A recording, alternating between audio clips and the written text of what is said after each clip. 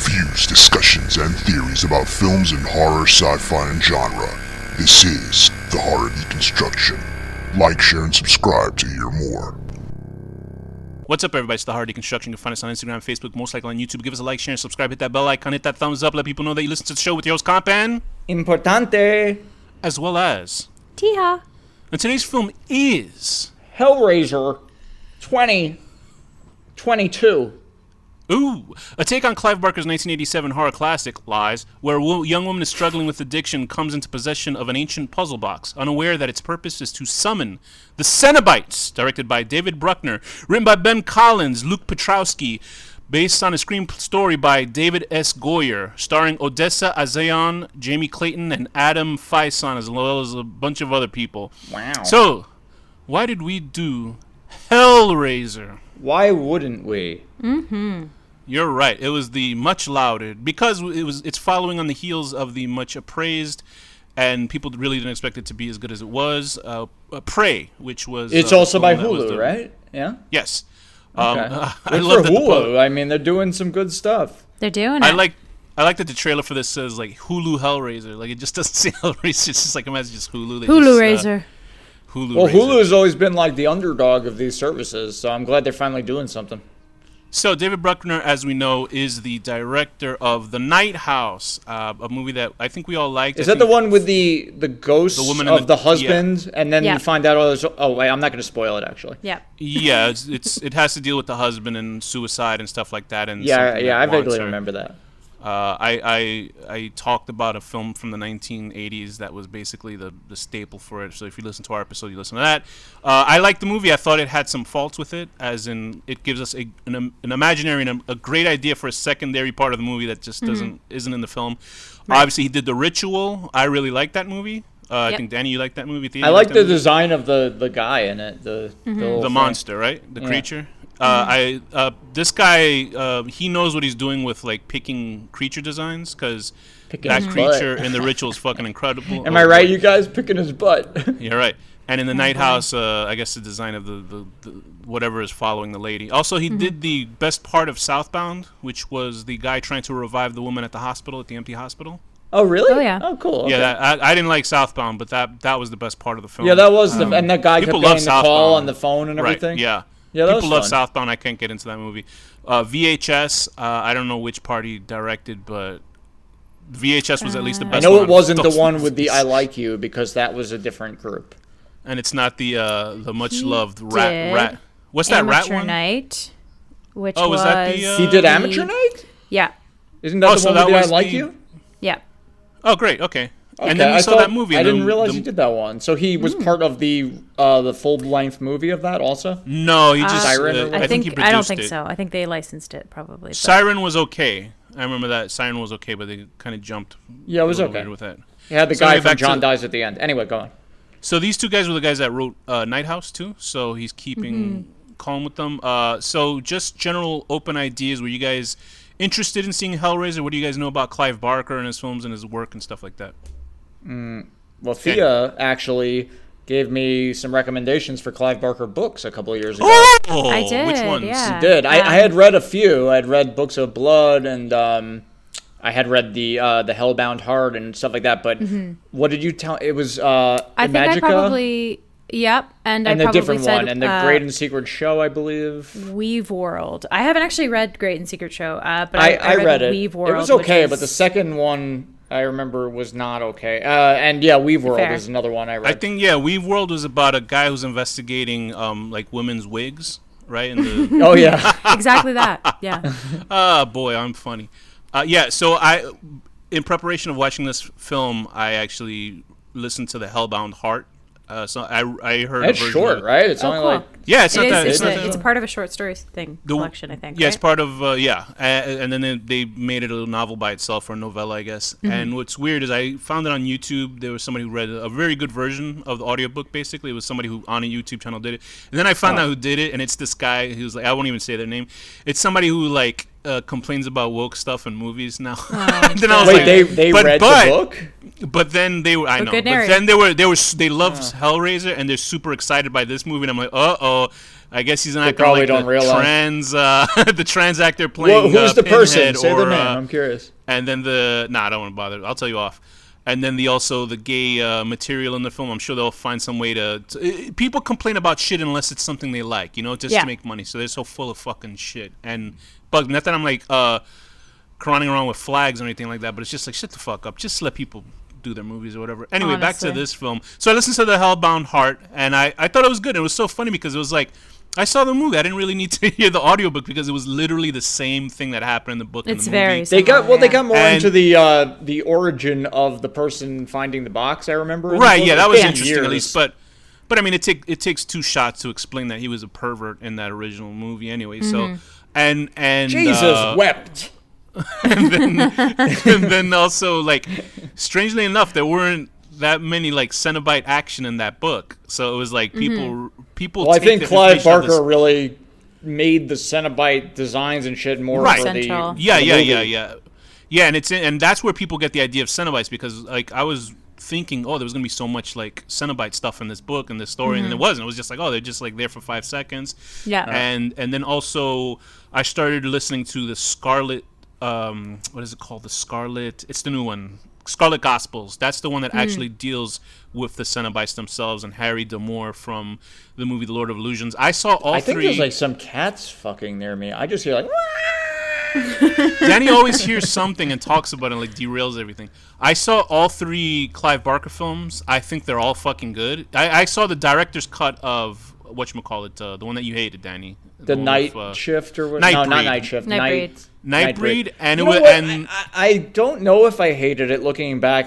There was something about it that was annoying. The designs of the characters were annoying. I want to watch the director's cut maybe, but I'm like, director's cut is better. I think you can find it on Tubi or it's like 2.5 hours though or something. Right? Yeah, and then I saw Lord of Illusions. Obviously, we all saw Hellraiser here when we thought that was pretty good. And then I also saw Lord of Illusions, which was like a detective. I love noir and supernatural stuff put together, and that's exactly what that is. And apparently, I didn't see the director's cut. What's your favorite Clive Barker, Thea? Book. I mean, my favorite book. I really liked Weave World. I think I liked his take on fantasy. I liked Magica too, but it's more like. There are shades of things that I'm just like, does this need to be here? Not necessarily. There's a lot of stuff in Magica that in Magica that annoyed me. It just is doesn't all fit. Good? Is Arabat? I hear the Tales from Arabat or whatever it's called is good. I don't know like that. His Harry Potter or something like that. I also haven't read enough to really be like I'm an authority on it. He's a weird writer because I feel like I don't like his writing style, but I like his ideas. I love his ideas. Yeah. I think I've only read one short story, but I can see just from his films like he's the type of writer that I enjoy that is into putting weird esoteric shit in his novels. Yeah, and like he's just an interesting guy. And I was listening to the King Cast, which is a podcast that talks about Stephen King's books and movies. They'll like have celebrities and people in business talk about it. And they were talking about how Stephen King and Clive Barker, and they were like, we like Stephen King, but like Clive Barker is sort of like Stephen King, but he's horny. Like, you know what I mean? Yeah. So I was like, I guess that's 100%. right. Okay, so, I can see that. So back to this, and it's nice that Clive Barker's still around. He had a big problem. He had his like a tooth pulled out, but then I think something happened. We went into a coma. Oh my God. So yeah, he was like bedridden for 2 years, and then recently for like he's been coming out from getting his tooth pulled out. What the fuck? That's not normal. He went to the dentist and something happened where like he just went out. He was knocked out and he woke up in a bed like after a coma for a long time. And if you listen to, I listened to Postmortem. As if there's not enough fear in my life. I'm going to be scared to go to the dentist now. I listened to a podcast where he was being interviewed and he sounded like totally fine, but you can see he's like a little thinner and stuff like that. But like you can tell he's one of those cool guys. And he's actually he has interesting art. But anyway, let's get back into this movie. Yeah. Hellraiser 2022. Thea, why don't you start out with what this film is actually about? Yeah, I mean, it starts off. There's a cold open where we're in like a millionaire mansion sex party thing, and there's a guy there named Joey, and he gets drawn to this room where this rich guy is, and there's a box there that's very familiar amongst all these other artifacts that he's acquired. And the rich guy, Roland Voight. He gets Joey to solve the box, and we sort of see chains come in and attach themselves to Joey and take him away. We don't see where they're coming from or what they're attached to, but some of us know, obviously. And Voight seems to be getting some kind of power or something, and then we don't know what happens ultimately. Yeah, so now they give the in the book it was called something else, a different box from Lament box. It was called something else, right? It was called something with an M. I can't think of it, but in this one, it's the motherfucker box. They now give it a gimmick, basically, that makes it more you gotta feed it available blood. to be in more sequels and films, as in you have to get stabbed by it. For whoever gets stabbed by it, even if you didn't play the game, which I think is shitty but also good. I understand why it's there, but I also think it should punish the people that I mean, the way to end. I mean, ultimately, it does punish the people that use it. I guess, yeah. That's true. The way to, well, in their opinion, it gives them a good thing. But the way to end this whole thing is to just take this fucking box, wearing like metal gloves, and encase it in some cement and throw it into the water and be done with it. I could see Danny's in a situation where it would be comedically he'd fall down so many times that it would actually twist the box into the shape that it needs to be to open the sun. Danny, like, haven't you seen Jumanji? It always comes back. Danny would be like, whoa. Yeah, I know, but all you have to do is just wear metal gloves, unless it's like a lightsaber and can cut through anything. Is it like an adamantium knife? I mean, how does this knife work? So we see Voight. He's played by Goran Vishnik, an actor that I've seen before. I've like totally destroyed his last name, but I've definitely seen him in stuff. He has great voice. He has great look. He's to from him. ER. He has great Voight. Is he? Like that's sort of one of his bigger things was ER. He plays Angelina Jolie's evil father. But he's this evil businessman. He's like, you can't like cast an eviler guy. Like just the look of him and like if I got into the room. He's great. What is the box actually called? I'm trying to look it up. What the box is called, but just wiki it while we talk. Anyway, so Joey's puzzle there. Box. I'm looking at mystical puzzle box. That's all it says. So Joey in this is like he's just basically the opening. The girl from Scream, basically the first person who gets killed in the movie. He has a jaw that can cut glass. Model good looks. Everybody here has model good looks. He gets taken away. A big complaint about this film is that it's not very until the end. It's not a very gory film, and the gore kills are like off screen for the most part. The gore is mostly the body modification of the Cenobites in the film.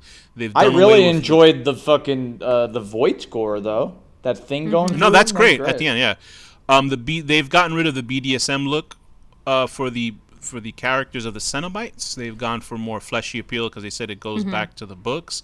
I think that was more just to differentiate from the actual old series and the new one. So the big brouhaha is the character of Pinhead, or the Hell Priest, now played by Jamie Clayton, who is a female actor. No, you can't say actress, right? I don't know if women even like to be called actresses anymore. But so now she's Pinhead, and so I remember the first look at her in the trailer. I think she looks fucking great. I don't know what anybody's complaining about. I mean, I've seen plenty of female Pinhead. It makes no difference cosplays. if it's a fucking guy or a girl because it's a right. And plus, it goes back demon. to Who cares?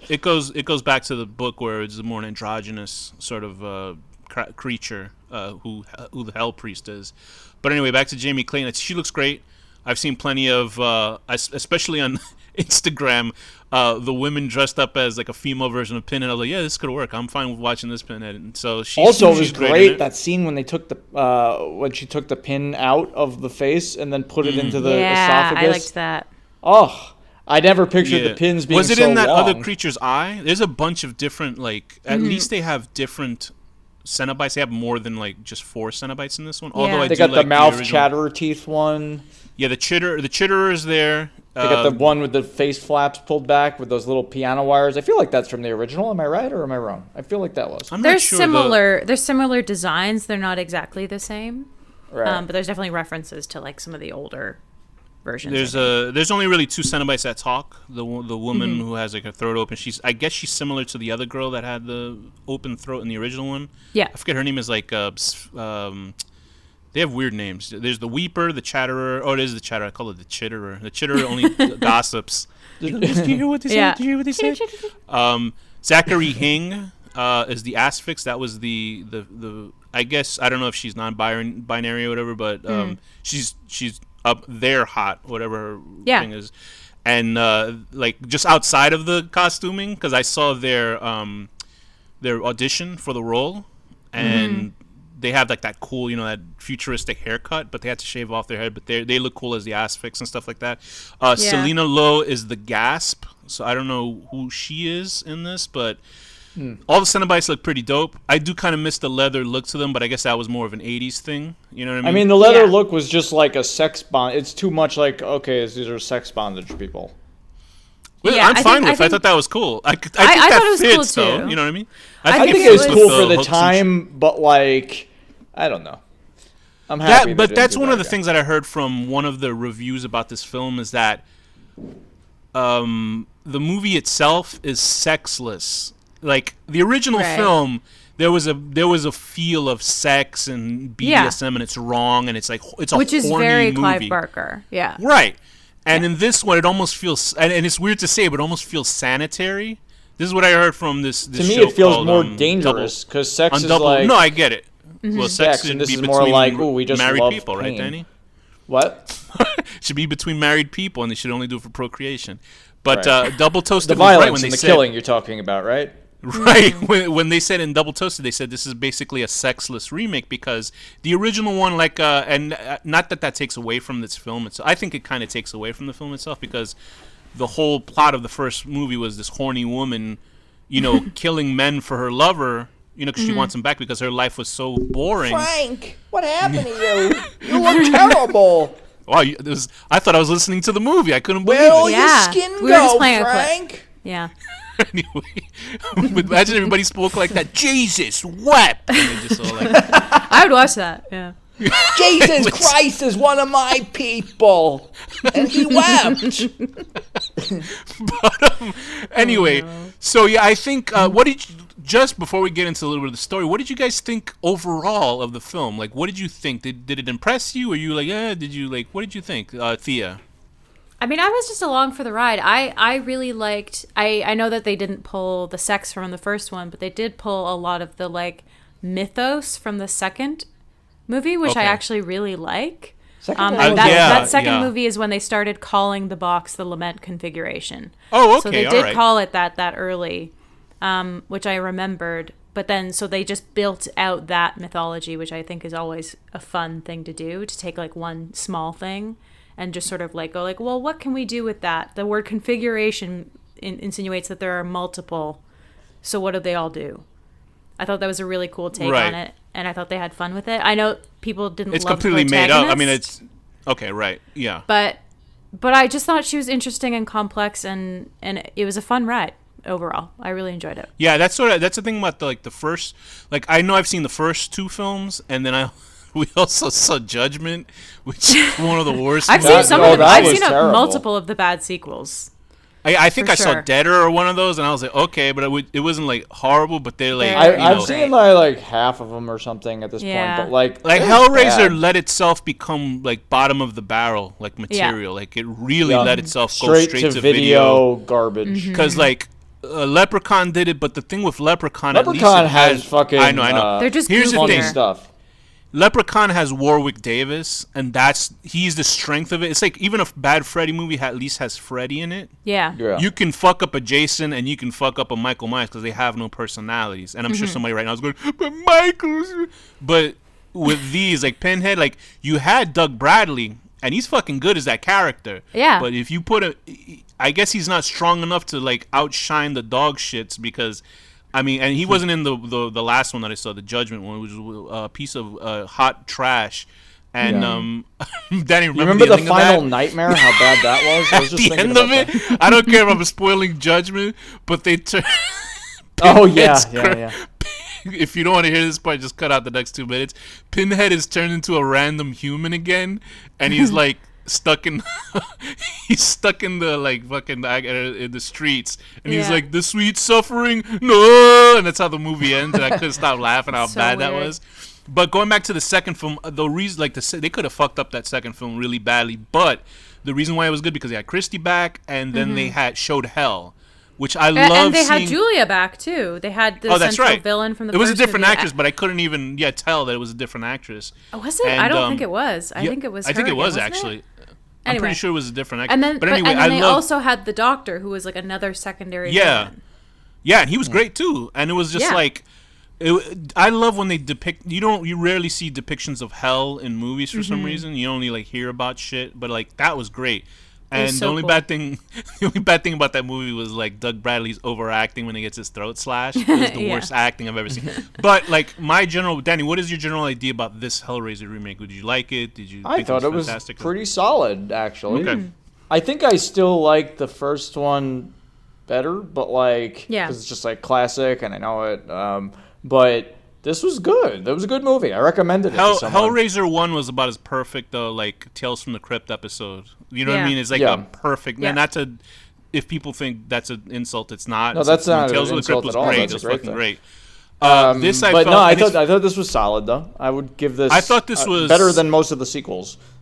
Oh, yeah. Right, yeah, of course, obviously. I thought this was solid to fine. I thought it was okay. I think what it is I was looking more forward to the second film, with all that hell and all that weird shit. But I know since this was a lower budget, you're not going to get any of that stuff. Hopefully, in the budget future, didn't feel low to me in this. It felt I don't think so. Budget. But I think it's the locations that they used. They weren't going to put hell in this movie. I don't think they had money to put hell. They got money for the house and all those shit. I mean, the house Jack built did hell. It's true. Go ahead. I liked the way that they transitioned, because one of the things that I liked from the originals was, which is that visual of how they transition from our world sort of into their world. Just seeing the walls roll away. Yes. They did that all over the place, and I loved every minute of it. That was cool, That stuff was amazing. Anything that was just out there, I loved in this. Let's get into the protagonists of the film, which is Odessa Izion as Riley. And it's funny, because looking at the IMDb, she cleans up pretty good, because she looks like a completely different person. She's a gorgeous girl. She's actually the daughter of somebody famous. I don't know who the hell. We're all the daughters, sons, or children's. Oh no. Odessa Izion. What kind of name is that? Izion. I don't know. I'll take her last name. Get married to her. Okay. But she plays the. I'm sorry. I'm not Bill Murray.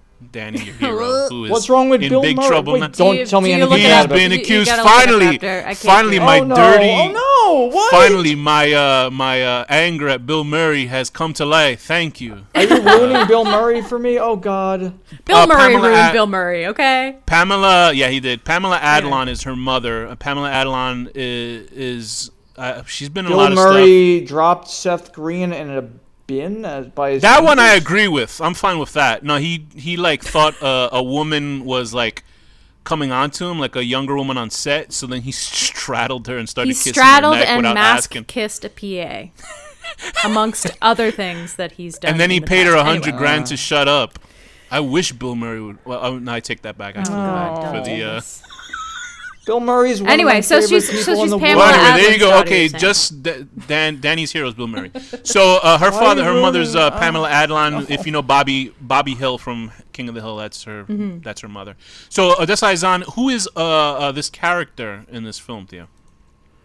So Riley is a drug addict. She is fresh out of some kind of 12-step program. Rehab, right? Yeah. Okay. She's having sex with somebody who is either her sponsor or just another person from the program. Trevor.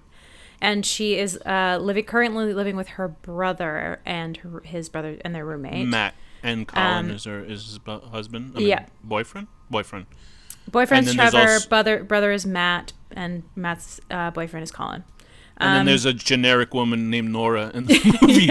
Who's just there. She has the most complex name I've ever read in my life, which is Aoife Hines. Aoife Hines. I think. Aoife Hines? Okay. Yeah. Alfie Heine.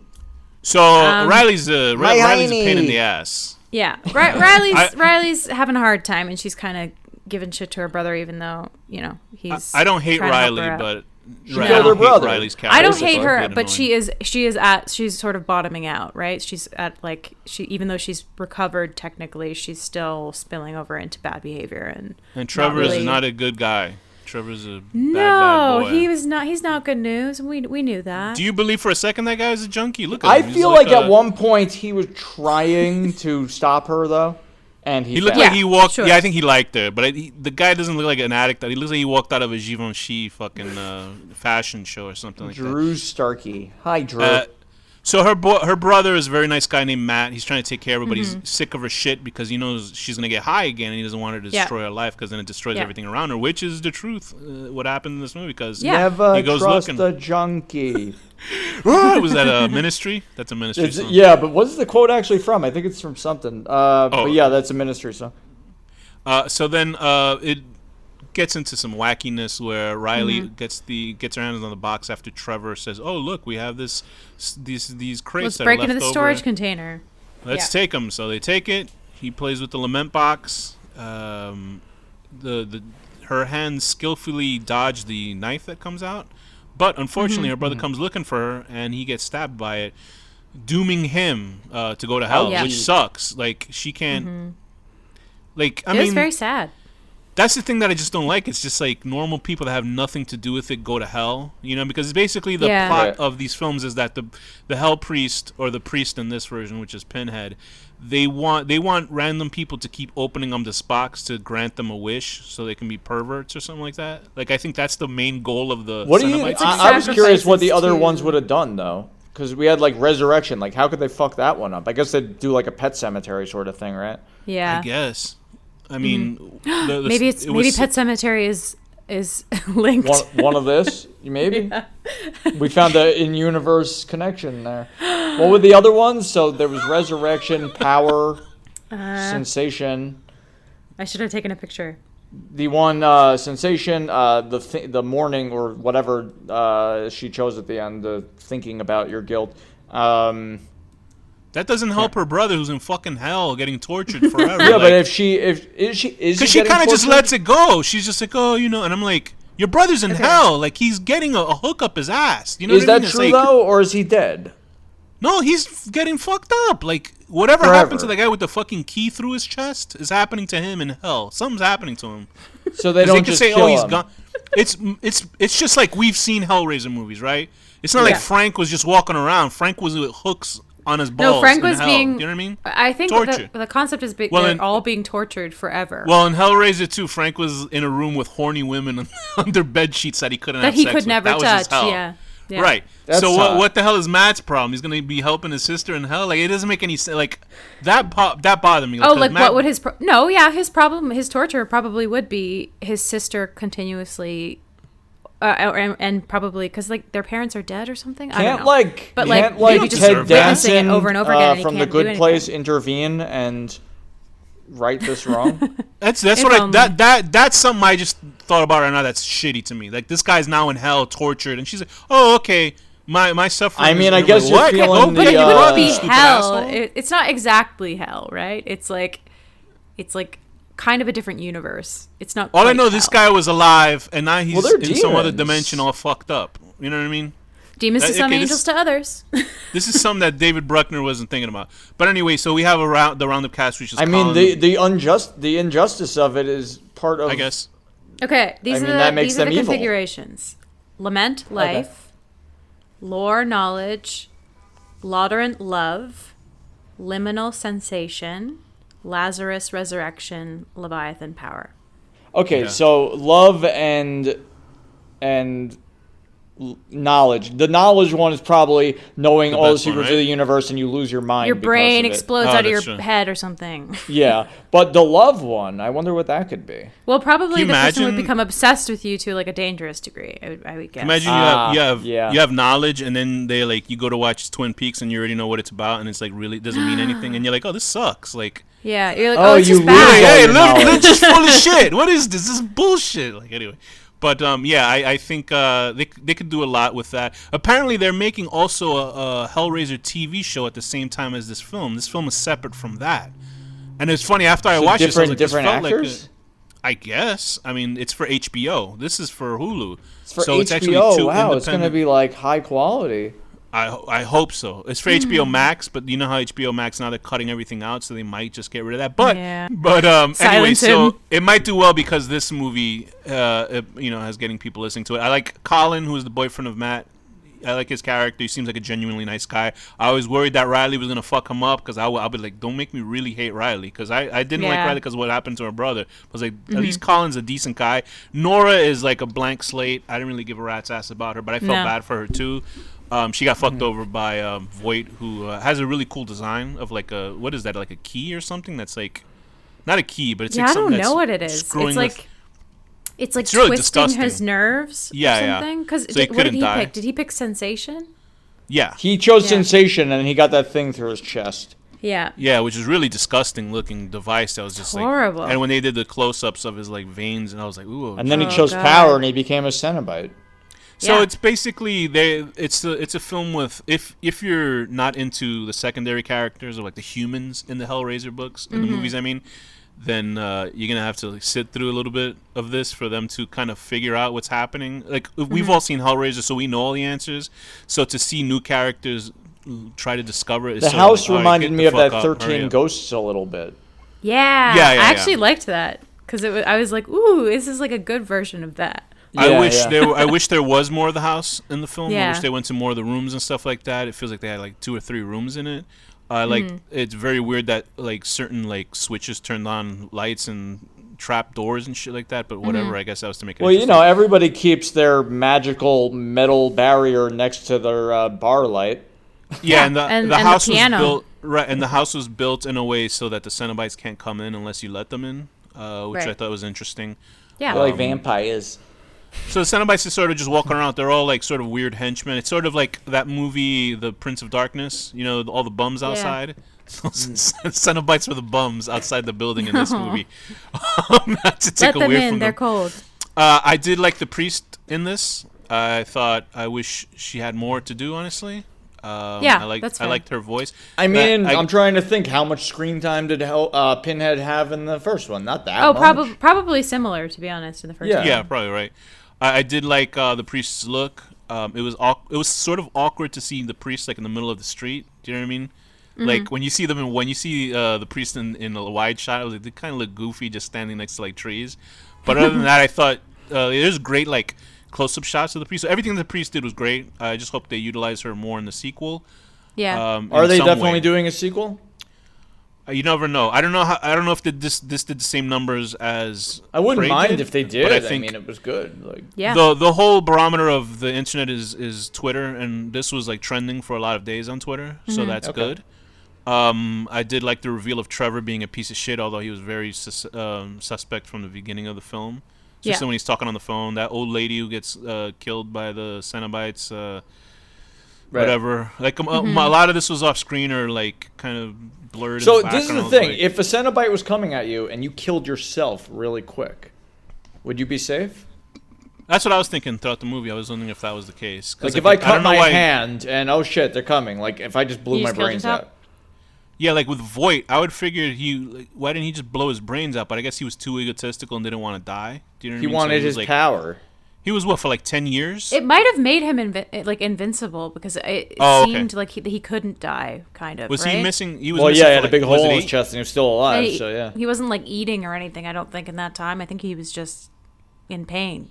He was missing for like 8 or 10 years, right? And you tell me it took 10 years for somebody to solve this fucking box? Like, that doesn't make any sense. Like, I would have, like, done that in a week. You could have done this in a week. It seemed to me like he had sort of disappeared, and then his second in command, which was that woman, had hidden away the box. If you're rich, you can have so many people. You can hire so many you probably people need to edit that one out. Yeah, I know, Danny, I know. You can have so many people and hire them to do all this shit. You can hire so many people to do this. But if they think play with this game. Maybe he doesn't have access to his money the same way. He can just I mean, you can literally take it. It's got a knife. You know, the more we talk about this movie, the more problems it is. So let's just not talk about it. There's a knife. Let's be ignorant. There's a knife. You could just take it and you could just poke people in the street randomly. It doesn't matter. Like. So listen, I thought you can use one of those, you know, those machines that are like that make pizzas now at the mall. You could just use that to solve it. Do they have pizza machines at the mall? Is that a thing? Yeah, you just go to the mall and there's like a robot that makes your pizza with like your robot soul? hands and everything. I don't know. I don't think Robot robots are. pizza hands. But anyway, I only want an old Italian man making my pizza. I refuse to have a robot.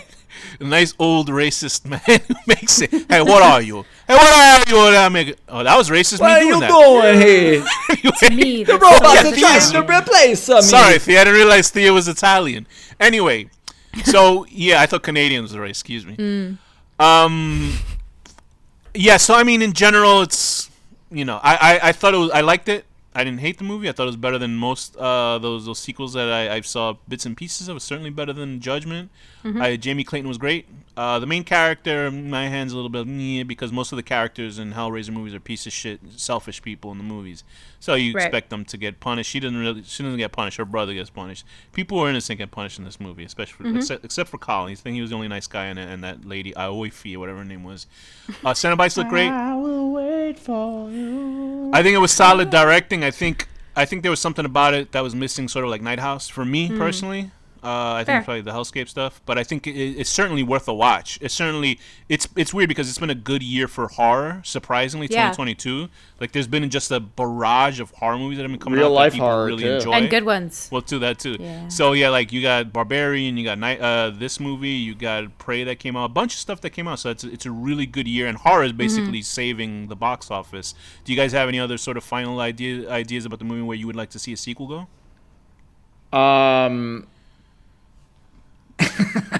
I would love the next one to be in the labyrinth, kind of like the second. Yeah, same. Was. Yeah. I would like a rescue my brother from hell mission. Yeah, that would be nice. That could be cool. She's gonna be high throughout it, so she probably won't care. Yeah, so I think in the end it was pretty good. Okay, so Danny, what rating would you give Hellraiser 2022? I give this a 7.5, 7.75 out of 10. 7. Fascinating. Hold on. You sound like, are you on the toilet? What are you doing? No. I'm making poopies. No, I'm not. I swear. 7.75 out of 10. Poking your brother's hand with a little blade, and now your brother's dead. He's in hell. Thea, what would you give? 2022 Hulu Hellraiser? I'm gonna give it 8 out of 10. Nice. Jumping out from a little hole in the wall and stabbing a stranger, and then jumping back in and being like, "Trixies, now you're gonna die." That Chatterer, what a joke that Chatterer death was. Because then I would just use that on all of them all the time. Yeah, you just throw the box at them if it draws I was any like, blood. sick. Oh, you could just kill them all now. Yeah. Then yeah, you could just do that and Pinhead. I would just run up and stab them. Like it would be so easy. They should have just gave Pinhead a line of like, "Oh fuck!" Like once that happened, like shit. But yeah, I think it was great. I'm glad that it's out. It's good. I give it a 7 out of 10. One day being in the bed with your chocolate-skinned lover, and then now being in hell the next because of your sister being an asshole. You're burning in hell. I like that people didn't have there was nobody bitching and complaining about Jamie Clayton being a trans actor as a lead. That's a good thing. With that, Danny, what's the final word? I like Pringle potato chips. Oh, Sophia, what's the final word? Heart. Ooh.